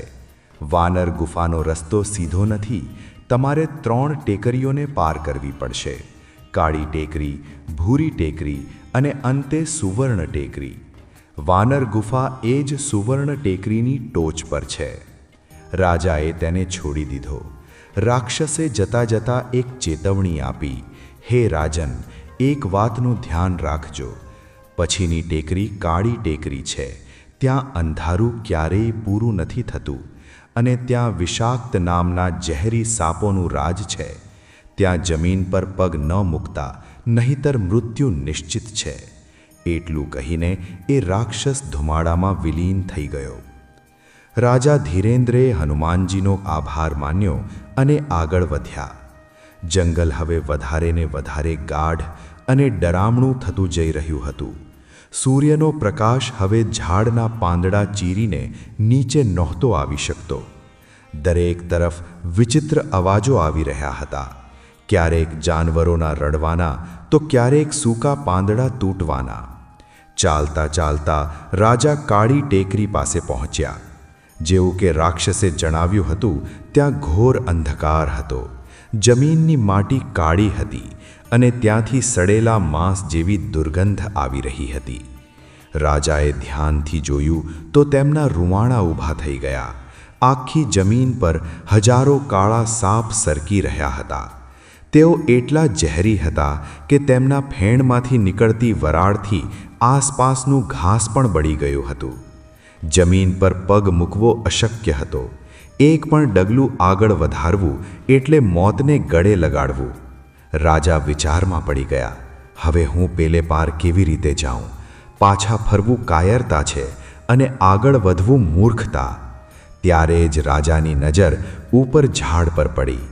આ જંગલના ઝાડ ખૂબ વિશાળ અને ગાઠા હતા. તેમની જાડી જાડી વેલો એક ઝાડથી બીજા ઝાડ સુધી ફેલાયેલી હતી, જાણે કોઈ કુદરતી પુલ બન્યો હોય. રાજાના ચહેરા પર ચમક આવી ગઈ. તેમણે વિચાર્યું, સાપ જમીન પર છે, હવામાં નહીં. મારે વાનરોની જેમ આ વેલના સહારે આ ટેકરી પાર કરવી પડશે. આ નિર્ણય લેવો સહેલો હતો, પણ કરવો ખૂબ અઘરો. રાજા હવે યુવાન ન રહ્યા હતા અને પાછલા થોડા સમયના કષ્ટોએ તેમના શરીરને નબળું કરી દીધું હતું. પરંતુ મનમાં સંકલ્પ હોય તો શરીર પણ સાથ આપવા લાગે છે. રાજાએ જય બજરંગબલીનું નામ લીધું અને એક લટકતી મજબૂત વેલને પકડી લીધી. તેઓ એક ઝાડથી બીજા ઝાડ પર ઝૂલતા ઝૂલતા આગળ વધવા લાગ્યા. નીચે હજારો સાપ ફૂંફાડા મારી રહ્યા હતા, જાણે કે તેઓ પોતાના શિકારના પડવાની રાહ જોઈ રહ્યા હોય. રાજાના હાથમાં ફોલ્લા પડવા લાગ્યા, બાજુઓ પીડાથી ફાટવા લાગી, પણ તેમણે પોતાની પકડ ઢીલી ન કરી. તેઓ જાણતા હતા કે એક નાની એવી ભૂલ અને બધું ખતમ. લગભગ 2 કલાકની કઠિન મહેનત પછી રાજાએ કાળી ટેકરીના એ ઝેરી વિસ્તારને પાર કરી લીધો. તેઓ હાંફતા હાંફતા એક સુરક્ષિત ખડક પર કૂદી ગયા. તેમનું શરીર પરસેવાથી રેબજેબ હતું, પણ આંખોમાં વિજયની ચમક હતી. પહેલી બાધા પાર થઈ. રાજાએ હળવાશનો શ્વાસ લીધો, પરંતુ સુંદરવનના પડકારો હજુ પણ પૂરા નહોતા થયા. રાજાને તરસ લાગવા માંડી. ગળું સુકાઈને કાંટો થઈ રહ્યો હતો. તેમણે આસપાસ પાણીની શોધ કરી. થોડે દૂર ચાલવા પર તેમને એક સુંદર સરોવર દેખાયું. તેનું પાણી કાચ જેવું ચોખ્ખું હતું. રાજા ખુશ થઈ ગયા અને પાણી પીવા માટે આગળ વધ્યા. જેવું તેમણે પાણીમાં હાથ નાખ્યો, પાણીનો રંગ બદલાઈને લાલ થઈ ગયો, જાણે તે લોહી બની ગયું હોય. રાજા ઝટકાથી પાછળ હટી ગયા. ત્યારે જ સરોવરની વચ્ચેથી એક સુંદર કન્યા પ્રગટ થઈ. તે અપ્સરા જેવી દેખાઈ રહી હતી. તેના હાથમાં એક સોનાનો કળશ હતો. તે મધુર અવાજે બોલી, હે પરદેશી, તું ખૂબ તરસ્યો લાગે છે. મારી પાસે આવ, હું તને અમૃત જેવું મીઠું જળ પીવડાવીશ. રાજા ધીરેન્દ્રનું ગળું સુકાઈ રહ્યું હતું, પરંતુ તેમનો વિવેક જાગૃત હતો. સાધુએ કહ્યું હતું કે જે દેખાય છે તે હોતું નથી. રાજાએ ધ્યાનથી એ કન્યાનો પડછાયો પાણીમાં જોયો. પાણીમાં એ કન્યાનો પડછાયો એક ભયાનક ચુડેલનો દેખાઈ રહ્યો હતો. રાજા સમજી ગયા કે આ પણ એક છળ છે. તેમણે કડક અવાજે કહ્યું, હે દેવી, મને તારું જળ નથી જોઈતું. હું તરસ્યો મરવાનું પસંદ કરીશ, પણ અધર્મના હાથોથી જળ ગ્રહણ નહીં કરું. તું તારું અસલી રૂપ બતાવ. રાજાને એટલું કહેતા જ એ સુંદર કન્યા એક ભયાનક પિશાચીનીમાં બદલાઈ ગઈ. તે ક્રોધિત થઈને ચીખી, તું બહુ હોશિયાર છે માનવ. આજ સુધી કોઈ મારી સુંદરતાની જાળમાંથી નથી બચી શક્યું. તે મને ઓળખી લીધું એટલે હું તને જવા દઉં છું. પણ યાદ રાખ, આગળનો રસ્તો આનાથી પણ ભયાનક છે. ભૂરી ટેકરી પર તારે તારા પોતાના જ ભૂતકાળ સાથે લડવું પડશે. એટલું કહીને એ પિશાચીની ગાયબ થઈ ગઈ અને સરોવરનું પાણી ફરીથી ચોખ્ખું થઈ ગયું. રાજાએ સાવધાનીથી પાણી પીધું અને પોતાની તરસ છીપાવી. પાણી પીને તેમને નવી ઊર્જા મળી. હવે રાજા ભૂરી ટેકરી તરફ વધ્યા. જેમ જેમ તેઓ ઉપર ચઢી રહ્યા હતા, વાતાવરણ ઠંડુ થવા લાગ્યું. ત્યાં એક વિચિત્ર ભૂરી ધુમ્મસ છવાયેલી હતી. આ ધુમ્મસમાં રાજાને કેટલીક આકૃતિઓ દેખાવા લાગી. જ્યારે એ આકૃતિઓ નજીક આવી તો રાજાના પગ નીચેથી જમીન સરકી ગઈ. સામે કોઈ રાક્ષસ કે જાનવર ન હતું. સામે તેમની પોતાની જ મૃત પત્ની અને તેમના માતા પિતા ઊભા હતા, જેમની મૃત્યુ વર્ષો પહેલાં થઈ ચૂકી હતી. તેઓ બધા રડી રહ્યા હતા અને રાજાને પોકારી રહ્યા હતા. ધીરેન્દ્ર, તું અમને છોડીને ક્યાં જઈ રહ્યો છે? મારી પાસે આવ. જુઓ, અમે કેટલા દુઃખી છીએ. આ દ્રશ્ય રાજાના હૃદયને ચીરી નાખે તેવું હતું. તેમની પત્ની, જેને તેઓ પ્રાણોથી વધારે પ્રેમ કરતા હતા, તે હાથ ફેલાવીને તેમને બોલાવી રહી હતી. રાજાનું મન થયું કે બધું છોડીને તેમને ભેટી પડે. તેમની આંખોમાંથી આંસુ વહેવા લાગ્યા. તેઓ શુદ્ધ બુદ્ધ ગુમાવીને એ આકૃતિઓ તરફ વધવા લાગ્યા. શું રાજા ધીરેન્દ્ર આ ભાવનાઓના વંટોળમાં ફસાઈ જશે? આ ભૂરી ટેકરી કોઈ સાધારણ જગ્યા ન હતી. આ સ્મૃતિવન હતું, જ્યાં માણસ પોતાની જ યાદોમાં ફસાઈને પ્રાણ ત્યાગી દે છે. રાજાનું એક વધુ ડગલું અને તેઓ હંમેશ માટે આ માયાજાળમાં કેદ થઈ શકતા હતા. ત્યારે જ રાજાના કાનોમાં એક અવાજ ગૂંજ્યો, સાવધાન રહેજે રાજન, આ મોહ છે, પ્રેમ નહીં. આ અવાજ પહેલાં વૃદ્ધ સાધુનો હતો. રાજા થંભી ગયા. તેમણે પોતાની પત્નીની આંખોમાં જોયું. એ આંખોમાં પ્રેમ નહીં, પરંતુ એક શૂન્યતા હતી. રાજાને હનુમાનજીનો વૈરાગ્ય યાદ આવ્યો. તેમણે વિચાર્યું, આત્મા અમર છે. મારા સ્વજનો તો ક્યારના મુક્ત થઈ ચૂક્યા છે. આ તો મારી નબળાઈઓ છે જે મારી સામે ઊભી છે. રાજાએ જોરથી આંખો બંધ કરી અને બૂમ પાડી, આ અસત્ય છે. આ બધું માયા છે. મારું લક્ષ્ય માત્ર ધર્મની સ્થાપના છે, મોહ નહીં. જેવો રાજાએ પોતાના મોહનો ત્યાગ કર્યો, પેલી ભૂરી ધુમ્મસ વિખેરાઈ ગઈ અને બધા સ્વજનો ધુમાડાની જેમ વેર વિખેર થઈ ગયા. રાજા ઘૂંટણીએ પડી ગયા અને જોર જોરથી રડવા લાગ્યા. આ લડાઈ તલવારની લડાઈ કરતાં ક્યાંય વધારે અઘરી હતી. તેમણે પોતાના હૃદયના ટુકડાઓને ફરીથી જોડ્યા અને ઊભા થયા. તેઓ ભૂરી ટેકરી પાર કરી ચૂક્યા હતા. હવે સામે અંતિમ લક્ષ્ય હતું સુવર્ણ ટેકરી. પરંતુ ત્યાં પહોંચવા માટે એક ઊંડી ખીણ પાર કરવાની હતી, જેના પર કોઈ પુલ ન હતો. અને એ ખીણની પેલે પાર એક વિશાળ સિંહ બેઠો હતો, જેનું શરીર સોના જેવું ચમકી રહ્યું હતું અને તેના 2 માથા હતા. રાજાએ જોયું કે તે સિંહ સૂતો નથી, પણ તેની 4 આંખો સીધી રાજાને જ તાકી રહી છે. આ દ્વિમુખ સિંહ હતો, જે સુવર્ણ ટેકરીનો રક્ષક હતો. સાધુએ જણાવ્યું હતું કે ગુફા સુધી પહોંચવા માટે શક્તિની જરૂર છે. શું રાજા પોતાની લાકડીથી આ 2 માથાવાળા સિંહનો સામનો કરી શકશે, કે અહીં તેમને પોતાની એ સુતેલે દિવ્ય શક્તિની જરૂર પડશે, જે જંગલમાં પ્રવેશ કરતાં જ લુપ્ત થઈ ગઈ હતી? રાજા ધીરેન્દ્ર એ વિશાળ અને ઊંડી ખીણના કિનારે ઊભા હતા. નીચે જોતા માત્ર ગાઢ અંધકાર દેખાઈ રહ્યો હતો. ખીણ એટલી પહોળી હતી કે તેને કૂદીને પાર કરવી કોઈ સાધારણ મનુષ્યની વશની વાત ન હતી. અને ખીણની પેલે પાર સુવર્ણ ટેકરીની ટોચ પર બેઠેલો એ દ્વિમુખ સિંહ પોતાની 4 લાલ આંખોથી રાજાને તાકી રહ્યો હતો. એ સિંહની ગર્જનાથી આખી ખીણ ગૂંજી ઉઠી. એ ગર્જના એટલી ભયાનક હતી કે નબળા હૃદયવાળી વ્યક્તિ ત્યાં જ પ્રાણ ત્યાગી દે. પરંતુ રાજા ધીરેન્દ્ર, જેમણે હમણાં પોતાની ભાવનાઓ અને મોહ પર વિજય પ્રાપ્ત કર્યો હતો, હવે ભયભીત ન હતા. તેમના મનમાં માત્ર એક જ લક્ષ્ય હતું, વાનર ગુફા સુધી પહોંચવું અને દિવ્ય શક્તિને પ્રાપ્ત કરવી. રાજાએ ચારે તરફ જોયું. ક્યાંય કોઈ પુલ ન હતો, ન તો કોઈ દોરડું કે લટકતી વેલ.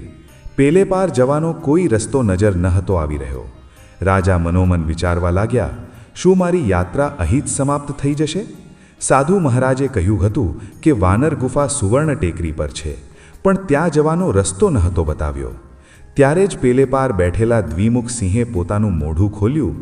આશ્ચર્યની વાત એ હતી કે એ જાનવર મનુષ્યની બોલી બોલી રહ્યો હતો. સિંહના ડાબા માથે ગરજતા કહ્યું, રોકાઈ જા માનવ, આગળ વધવાનો પ્રયાસ ન કર. આ ખીણ અવિશ્વાસની ખીણ છે. જેણે પણ આને પાર કરવાની કોશિશ કરી તે સીધો પાતાળમાં ગબડી ગયો. ત્યારે જ સિંહના જમણા માથે શાંત અને ગંભીર અવાજે કહ્યું, પરંતુ જે સત્યને જાણે છે તેના માટે કોઈ ખીણ નથી. જો તારા મનમાં જરા સરખી પણ શંકા હશે તો તું પડી જઈશ. જો પૂર્ણ વિશ્વાસ છે તો તું હવામાં પણ ચાલી શકીશ. રાજા ધીરેન્દ્ર સમજી ગયા, આ એક વધુ પરીક્ષા છે. આ ખીણ પથ્થરોની નહીં પણ મનના વિશ્વાસની પરીક્ષા છે. હનુમાનજીએ સમુદ્રને ઓળંગતા પહેલાં પોતાની શક્તિ પર નહીં પણ રામ નામ પર વિશ્વાસ કર્યો હતો. રાજાએ વિચાર્યું, જો મારો ઉદ્દેશ્ય નિસ્વાર્થ છે અને હું ધર્મના કાર્ય માટે જઈ રહ્યો છું તો પ્રકૃતિ મને પડવા નહીં દે. રાજાએ એક ઊંડો શ્વાસ લીધો. તેમણે પોતાની આંખો બંધ કરી અને હનુમાનજીનું ધ્યાન ધર્યું. જય શ્રી રામ, જય હનુમાનનો નારો લગાવીને તેમણે ખીણ તરફ પોતાનું પહેલું ડગલું ભર્યું. આ એક પાગલપણ ભર્યો નિર્ણય લાગી શકતો હતો. પગ નીચે કોઈ જમીન ન હતી, પરંતુ જેવો રાજાનો પગ ખીણની ઉપર હવામાં પડ્યો તેમનો પગ નીચે ન પડ્યો. ત્યાં હવામાં એક અદૃશ્ય પથ્થર જેવું કંઈક હતું જેણે તેમના પગને પકડી લીધો. રાજાને પોતાની ઇન્દ્રિયો પર વિશ્વાસ ન થયો. તેમણે બીજું ડગલું ભર્યું. ત્યાં પણ તેમને નક્કર આધાર મળ્યો. આ વિશ્વાસનો સેતુ હતો, જે આંખોથી નહોતો દેખાતો પણ મનના વિશ્વાસથી બનતો હતો. રાજા ધીરે ધીરે એક એક ડગલું ભરતા એ ઊંડી ખીણને પાર કરવા લાગ્યા. નીચેનો અંધકાર તેમને ડરાવવાની કોશિશ કરી રહ્યો હતો. હવાના તેજ ઝાંપટા તેમને ધક્કો મારી રહ્યા હતા, પણ રાજાનું ધ્યાન માત્ર પેલે પાર બેઠેલા સિંહ પર હતું. થોડી જ પળોમાં રાજા ખીણ પાર કરીને સુવર્ણ ટેકરીની જમીન પર પહોંચી ગયા. જેવા તેમના પગ પેલે પાર પડ્યા, પેલો અદૃશ્ય પુલ ગાયબ થઈ ગયો. હવે પાછા જવાનો કોઈ રસ્તો નહોતો. હવે રાજાની સામે એ વિશાળ દ્વિમુખ સિંહ ઊભો હતો. નજીકથી જોતા તે વધુ ભયાનક લાગી રહ્યો હતો. તેનું શરીર સોનાની જેમ ચમકી રહ્યું હતું, પણ તેના નખ લોખંડથી પણ સખત લાગી રહ્યા હતા.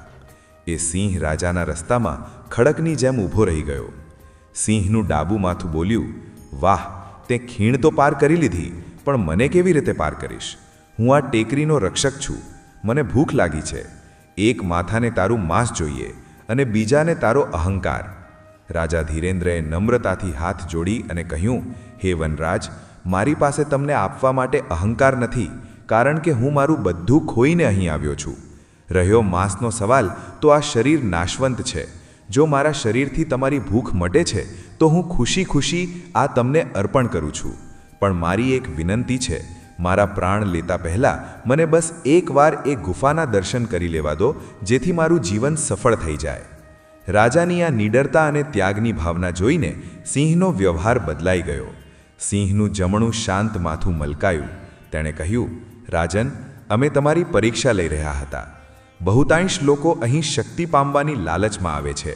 જે વ્યક્તિ પોતાનો જીવ બચાવવા માટે ભાગે છે, મારું ડાબું માથું તેને ખાઈ જાય છે. અને જે વ્યક્તિ શક્તિના ઘમંડમાં મારી સાથે લડવા આવે છે તેને હું પહાડ પરથી નીચે ફેંકી દઉં છું. પરંતુ તમે ન તો ડર બતાવ્યો ન તો ઘમંડ, તમે સમર્પણ કર્યું. જોતતા જોતતા એ વિશાળ સિંહ એક સોનેરી ધુમાડામાં બદલાઈ ગયો અને ત્યાંથી હટી ગયો. રસ્તો સાફ થઈ ગયો હતો. રાજા ધીરેન્દ્રએ રાહતનો શ્વાસ લીધો અને સુવર્ણ ટેકરીનું ચઢાણ શરૂ કર્યું. આ ટેકરી સાચે જ અદ્ભુત હતી.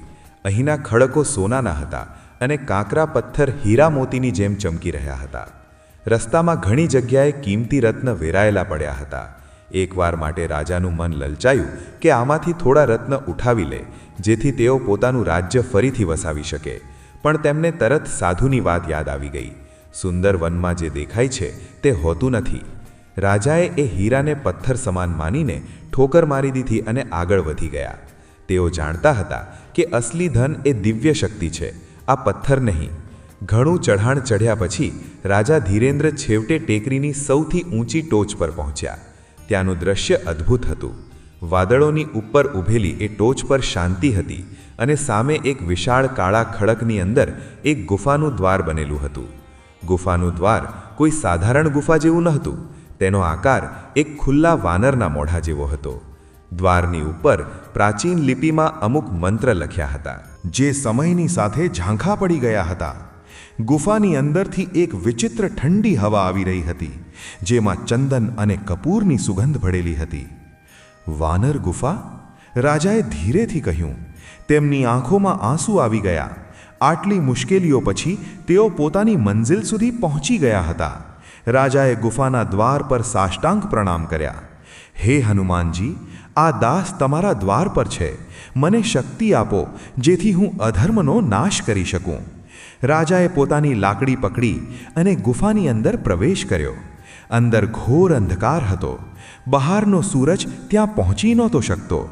જેવા રાજાએ 4 ડગલા અંદર ભર્યા, પાછળથી ગુફાનું દ્વાર એક ભારે પથ્થર પડવાથી બંધ થઈ ગયું. ધડામ અવાજ સાથે બહારની રોશની પૂરી રીતે ખત્મ થઈ ગઈ. હવે રાજા ગુફાની અંદર કેદ હતા. અંધારું એટલું ગાઢું હતું કે રાજાને પોતાનો હાથ પણ દેખાઈ નહોતો રહ્યો. ત્યારે જ ગુફાની દિવાલો પર લાગેલી અમુક મશાલો આપમેળે સળગી ઉઠી. ભૂરા રંગની આગ એ મશાલોની રોશનીમાં રાજાએ જોયું કે ગુફા અંદરથી ખૂબ વિશાળ છે. દિવાલો પર હનુમાનજીના જીવનના ચિત્ર કોતરેલા હતા. બાળપણમાં સૂર્યને ગળી જવું, લંકા દહન, સંજીવની બૂટી લાવવી. એ ચિત્ર એટલા જીવંત હતા કે લાગતું હતું કે હમણાં બોલી ઉઠશે. રાજા ધીરે ધીરે આગળ વધ્યા. ગુફા એક ભૂલ ભૂલામણી જેવી હતી. ઘણા રસ્તા આમ તેમ જઈ રહ્યા હતા. કયા રસ્તા પર જવું છે એ નક્કી કરવું મુશ્કેલ હતું. ત્યારે જ તેમને એક કણસવાનો અવાજ સંભળાયો. પાણી, પાણી. રાજા ચોંકી ગયા. આ નિર્જન ગુફામાં કોણ હોઈ શકે? શું કોઈ બીજું પણ અહીં આવ્યું છે? અવાજ એક અંધારા ખૂણામાંથી આવી રહ્યો હતો. રાજા એ તરફ વધ્યા. ત્યાં જમીન પર એક હાડપિંજર પડ્યું હતું. ના, તે હાડપિંજર નહોતું. તે એક ખૂબ જ નબળો અને વૃદ્ધ માણસ હતો, જેના હાડકાં દેખાઈ રહ્યા હતા. તેની દાઢી જમીન સુધી લાંબી હતી. એવું લાગતું હતું કે તે સદીઓથી ત્યાં પડ્યો છે. રાજાએ તરત પોતાની પાસે બચેલા કમંડળમાંથી પાણીના થોડા ટીપા એ વૃદ્ધના મોઢામાં નાખ્યા. પાણી પીતા જ એ વૃદ્ધ માણસની આંખોમાં જીવ આવી ગયો. તેણે રાજાને જોયા અને ધ્રુજતા અવાજે બોલ્યો, ભાગી જા, ભાગી જા અહીંથી, આ પહેલાં કે તે જાગી જાય. રાજાએ પૂછ્યું, કોણ જાગી જાય અને તમે કોણ છો બાબા? વૃદ્ધે ડરતા ડરતા કહ્યું, હું કાલદત્ત છું. હું પણ તારી જેમ એક રાજા હતો. 100 વર્ષ પહેલાં કે કદાચ 200 વર્ષ પહેલાં, મને યાદ નથી. હું પણ આ શક્તિને પામવા આવ્યો હતો, પણ હું આ ગુફાના કોયડાઓમાં અટવાઈ ગયો. અહીં સમય અટકી જાય છે. હું ન મરી શકું છું, ન જીવી શકું છું. આ ગુફા શાપિત છે. રાજા ધીરેન્દ્રના પરસેવા છૂટી ગયા. શું આ સાચું છે? શું તેઓ પણ આવી જ રીતે અહીં કેદ થઈ જશે? રાજાએ પૂછ્યું, પરંતુ શક્તિ, એ દિવ્ય શક્તિ ક્યાં છે? કાલદત્તે એક અંધારી સુરંગ તરફ ઇશારો કર્યો અને હાંફતા હાંફતા બોલ્યો, એ પેલી તરફ છે, ગર્ભગૃહમાં. પણ ત્યાં એક રક્ષક છે. તે સૂતો નથી. તેણે મારા જેવા અનેક યોદ્ધાઓને ગળી લીધા છે. ન જા ઉધર. મારી સાથે અહીં જ બેસ અને પોતાની મૃત્યુની રાહ જો. રાજા ધીરેન્દ્ર ઊભા થઈ ગયા. તેમણે મક્કમતાથી કહ્યું, હું અહીં મરવા કે છુપાવા નથી આવ્યો. હું મારા કર્મ કરવા આવ્યો છું. જો મારી નિયતિમાં આ જ લખ્યું છે તો મને સ્વીકાર છે, પણ હું પ્રયાસ કર્યા વિના હાર નહીં માનું. રાજાએ કાલદત્તને ત્યાં જ છોડ્યો અને પેલી અંધારી સુરંગ તરફ વધી ગયા. જેવા તેઓ સુરંગમાં ઘૂસ્યા, તાપમાન અચાનક ગગડી ગયું. એટલી ઠંડી હતી કે રાજાનું શરીર ધ્રુજવા લાગ્યું. દિવાલો પર બરફ જામેલો હતો. સુરંગના છેડે એક વિશાળ હોલ હતો. એ હોલની વચ્ચોવચ્ચ એક ઓટલો બનેલો હતો અને એ ઓટલાની ઉપર હવામાં એક ગદા તરી રહી હતી.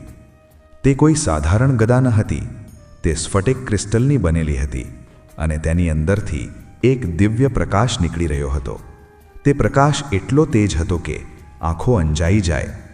રાજા સમજી ગયા, આ જ એ શક્તિ છે. સાધુએ આના જ વિશે જણાવ્યું હતું. રાજા ખુશીથી એ ગદા તરફ દોડ્યા, પરંતુ જેવો તેમણે ઓટલા પર પગ મૂક્યો, પૂરો હોલ હલવા લાગ્યો. જમીન ફાટવા લાગી અને એ ગદાની નીચેની જમીનમાંથી એક વિશાળ હાથ બહાર નીકળ્યો. એ હાથ પથ્થરનો બનેલો હતો, પણ તેમાં હલચલ હતી. ધીરે ધીરે જમીનની નીચેથી એક વિશાળકાય પથ્થરની મૂર્તિ ઉપર ઉઠી. આ એક વાનર યોદ્ધાની મૂર્તિ હતી, પણ આ જીવંત હતી. તેની ઊંચાઈ ઓછામાં ઓછી 20 ફૂટ હતી. તેની પથ્થરની આંખો ખુલી અને તેમાંથી ભૂરી રોશની નીકળી, જે સીધી રાજા પર પડી. એ પથ્થરના રક્ષકે પોતાનો ભારે અવાજમાં કહ્યું, હું પાષાણ બલી છું, હનુમાનજીની ગદાનો રક્ષક. સદીઓથી મેં કોઈને આ ગદાને અડવા નથી દીધું. તું કોણ છે, કીડી સમાન મનુષ્ય, જે અહીં સુધી આવવાનું સાહસ કરી રહ્યો છે? રાજાએ પોતાની લાકડી ઉપાડી અને કહ્યું, હું ધીરેન્દ્ર છું. હું પોતાના સ્વાર્થ માટે નહીં, પણ ધર્મની રક્ષા માટે આ ગદા લેવા આવ્યો છું. પાષાણ બલી હસ્યો. તેના હાસ્યથી ગુફાની છત પરથી પથ્થર પડવા લાગ્યા. ધર્મ? દરેક કોઈ આ જ કહે છે, પણ આ ગદાને ઉપાડવા માટે ભુજાઓમાં બળ નહીં, આત્મામાં બળ જોઈએ. જો તું એને ઉપાડવા માંગે છે, તો પહેલાં મારા વારને સહન કરવો પડશે. એટલું કહીને એ વિશાળ પથ્થરના રક્ષકે પોતાનો હાથ ઉપાડ્યો અને મુઠ્ઠી વાળી લીધી. તેણે રાજા પર એક જોરદાર મુક્કો માર્યો. તેનો હાથ એટલો મોટો હતો કે રાજાને કચડી નાખવા પૂરતો હતો. રાજા પાસે ભાગવાની જગ્યા ન હતી. પાછળ સુરંગ હતી, આગળ એ રાક્ષસ. રાજાએ અંત સમયે હનુમાન ચાલીસાની એક ચોપાઈ યાદ કરી. નાસય રોગ હરય સબ પીરા, જપત નિરંતર હનુમત બીરા. રાજાએ પોતાની આંખો બંધ કરી અને ત્યાં જ બેસીને ધ્યાનમાં ચાલ્યા ગયા. પાષાણ બલીનો મુક્કો તેજીથી નીચે આવી રહ્યો હતો. શું રાજાનો વિશ્વાસ તેમને આ પથ્થરના રાક્ષસથી બચાવશે, કે કાલદત્તની જેમ રાજા ધીરેન્દ્ર પણ સદીઓ માટે આ ગુફાનો એક વધુ કેડી બનીને રહી જશે? મુક્કો રાજાના માથાથી બસ થોડા ઇંચના અંતરે હવામાં જ અટકી ગયો. તે ભયાનક પથ્થરનો હાથ, જે કોઈ પણ ખડકને ચકનાચૂર કરી શકતો હતો, હવે ધ્રુજી રહ્યો હતો. ગુફામાં ગુંજેલા એ થોભોના અવાજમાં એટલી શક્તિ હતી કે સમય જાણે થંભી ગયો હતો. રાજા ધીરેન્દ્રે ધીરેથી પોતાની આંખો ખોલી. તેમણે જોયું કે પેલી સ્ફટિકની ગદા, જે અત્યાર સુધી ઓટલાની ઉપર તરી રહી હતી, હવે એક સૂર્યની જેમ ચમકી રહી છે. એ ગદામાંથી નીકળતા કિરણોએ પાષાણ બલીને જકડી લીધો હતો. ગદાની ભીતરથી એક ગંભીર અને દિવ્ય વાણી ગૂંજી, પાષાણ બલી, પાછળ હટી જાઓ. આ કોઈ સાધારણ લોભી મનુષ્ય નથી. આના હૃદયમાં ભય નહીં, પણ સમર્પણ છે. જેણે મૃત્યુના મુખમાં પણ રામનું નામ ન છોડ્યું, એ જ આ શક્તિનો અસલી અધિકારી છે. પાષાણ બલી, જે સદીઓથી એ ગદાની રક્ષા કરી રહ્યો હતો, તેણે પોતાનું માથું ઝુકાવી લીધું. તેનો ક્રોધ શાંત થઈ ગયો. તેણે પોતાની ગદા જેવે મુઠ્ઠી ખોલી અને પાછળ હટતા રાજાની સામે ઘૂંટણ ટેકવી દીધા. તેણે ભારે અવાજમાં કહ્યું, ક્ષમા કરો રાજન, મારી પરીક્ષા પૂર્ણ થઈ.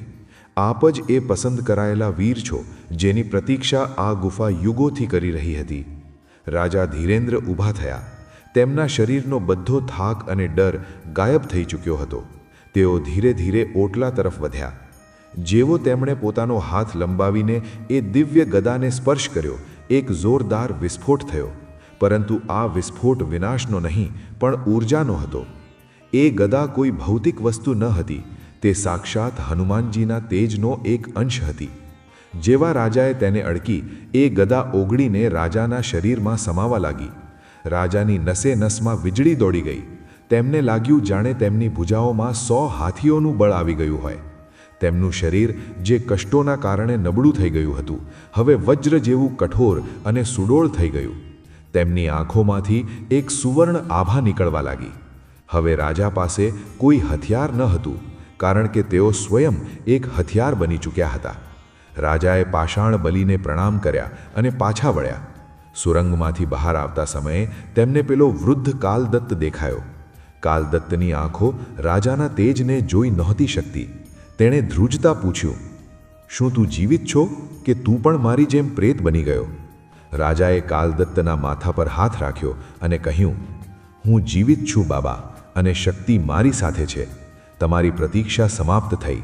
રાજાના સ્પર્શ કરતાં જ કાલદત્તના ચહેરા પર એક શાંતિ છવાઈ ગઈ. તેણે મલકાતા કહ્યું, ધન્ય હો, હવે મને મુક્તિ મળશે. જોતા જોતમાં કાલદત્તનું શરીર ધૂળ બનીને હવામાં વિખેરાઈ ગયું અને તેનો આત્મા એ શાપિત ગુફામાંથી મુક્ત થઈને સ્વર્ગ તરફ ચાલ્યો ગયો. રાજા ધીરેન્દ્ર ગુફામાંથી બહાર નીકળ્યા. બહાર આવતા જ તેમણે જોયું કે સુવર્ણ ટેકરીનું મોસમ બદલાઈ ચૂક્યું છે.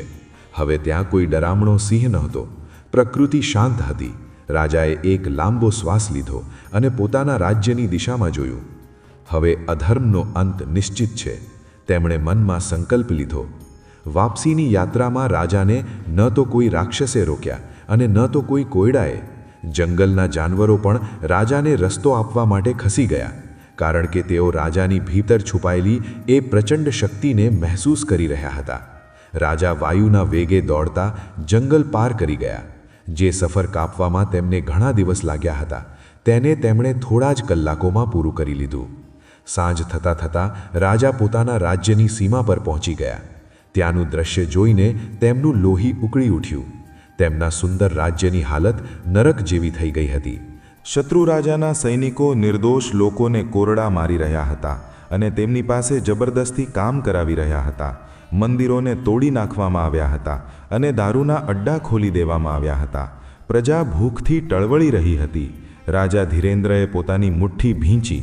તેમણે એક જૂના કપડાથી પોતાનો ચહેરો ઢાંક્યો, જેથી કોઈ તેમને ઓળખી ન શકે, અને સીધા રાજમહેલના મુખ્ય દ્વાર તરફ વધ્યા. દ્વાર પર ઊભેલા પહેરેદારોએ તેમને રોક્યા. એક પહેરેદારે ભાલો અટકાવતા કહ્યું, "એ ભિખારી, ક્યાં ઘૂસી રહ્યો છે? આ મહારાજ ક્રૂરસિંહનો મહેલ છે. અહીં ભિખારીઓ માટે કોઈ જગ્યા નથી. ભાગી જા, નહીંતર તારી ચામડી ઉતરડી નાખીશું."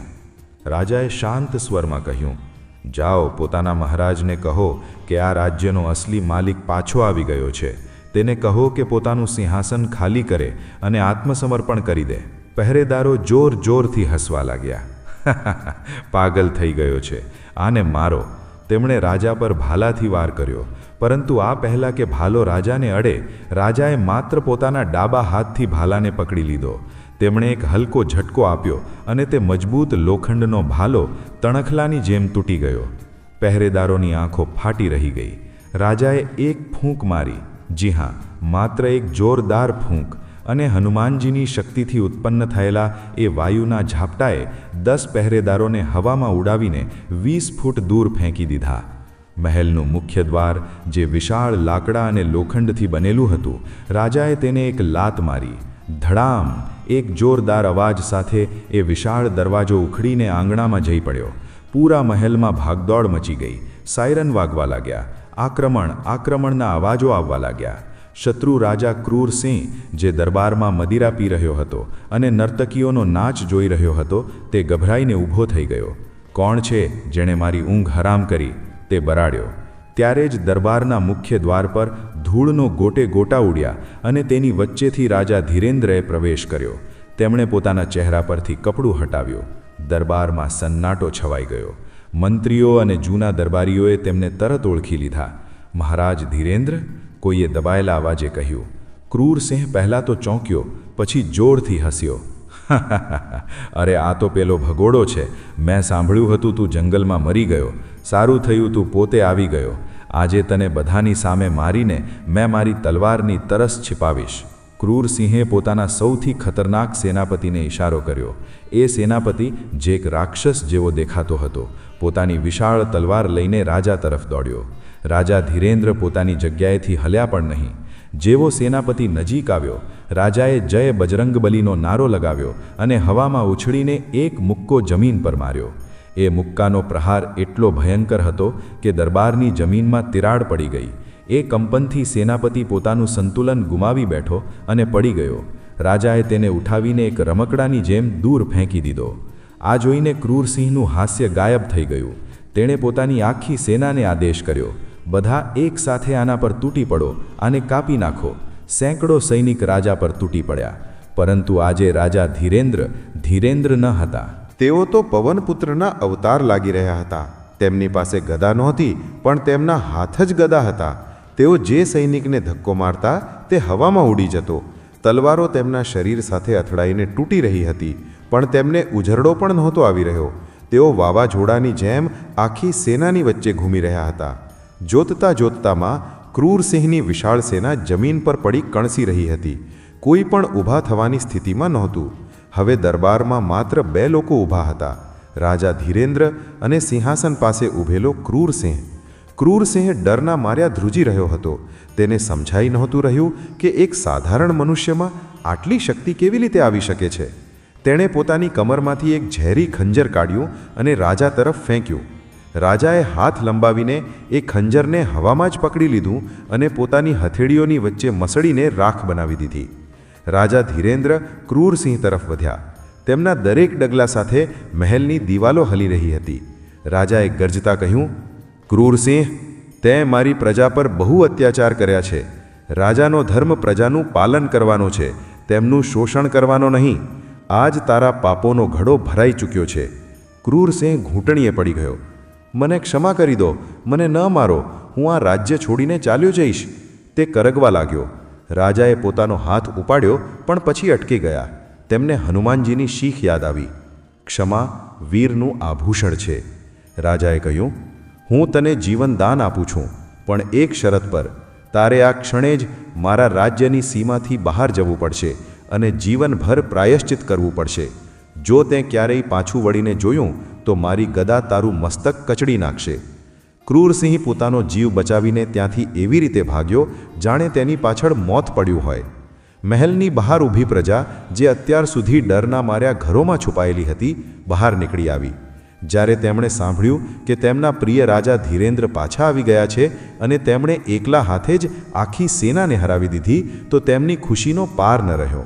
રાજા ધીરેન્દ્રની જય, સંકટમોચન હનુમાનની જય ના નારાઓથી આખું આકાશ ગુંજી ઉઠ્યું. લોકો દોડીને પોતાના રાજા પાસે આવ્યા અને તેમના ચરણોમાં પડી ગયા. રાજાની આંખોમાં આંસુ હતા. તેમણે પોતાની પ્રજાને ઊભી કરી અને ગળે લગાવી. બીજા દિવસે મંગળવારના શુભ અવસર પર રાજા ધીરેન્દ્રનો ફરીથી રાજ્યાભિષેક થયો. પરંતુ આ વખતે રાજાએ સિંહાસન પર પોતે બેસવાની ના પાડી દીધી. તેમણે સિંહાસન પર હનુમાનજીની એક મૂર્તિ સ્થાપિત કરી અને સ્વયં નીચે એક સેવકના રૂપમાં બેઠા. તેમણે ઘોષણા કરી કે આજથી આ રાજ્યના અસલી રાજા હનુમાનજી છે. હું માત્ર તેમનો સેવક બનીને આ રાજ્યની સેવા કરીશ. મારા રાજ્યમાં હવે કોઈ ભૂખ્યું નહીં સૂવે, કોઈની સાથે અન્યાય નહીં થાય. રાજા ધીરેન્દ્ર પાસે જે દિવ્ય શક્તિ હતી તેનો પ્રયોગ તેમણે ક્યારેય યુદ્ધ માટે નહીં પણ રાજ્યના વિકાસ માટે કર્યો. તેમણે પોતાની દ્રષ્ટિથી દુષ્કાળ અને પૂર જેવી આપદાઓને પહેલાં જ જાણી લીધી અને પ્રજાને બચાવી લીધી. તેમનું રાજ્ય રામ રાજ્ય બની ગયું, જ્યાં સિંહ અને બકરી એક જ ઘાટ પર પાણી પીતા હતા. રાજા ધીરેન્દ્રએ ઘણા વર્ષો સુધી ધર્મપૂર્વક શાસન કર્યું.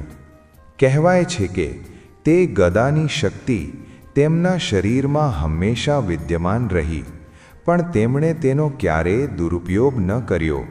અને જ્યારે તેમનો અંત સમય આવ્યો તો યમરાજ તેમને લેવા ન આવ્યા, પણ સ્વયં પુષ્પક વિમાન આવ્યું, જે તેમને વૈકુંઠ ધામ લઈ ગયું.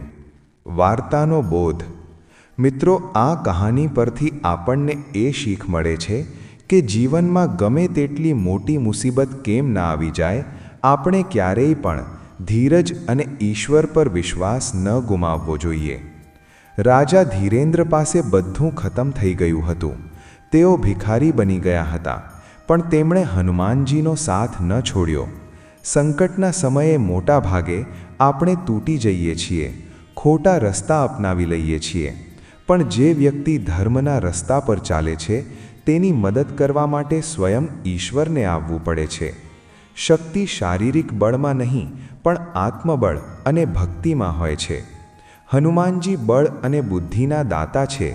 તેઓ આપણને શીખવે છે કે શક્તિનો ઉપયોગ બીજાને ડરાવવા માટે નહીં પણ તેમની રક્ષા માટે કરવો જોઈએ. જો તમારું મન સાચું છે અને ઈરાદા નેક છે તો દુનિયાની કોઈ પણ તાકાત તમને હરાવી નથી શકતી. તો મિત્રો, જ્યારે પણ જીવનમાં અંધારું દેખાય તો નિરાશ ન થતા, બસ સાચા હૃદયથી પોકારજો, જય બજરંગબલી, અને જોજો કે કેવી રીતે તમારા જીવનના બધા કષ્ટ દૂર થઈ જાય છે.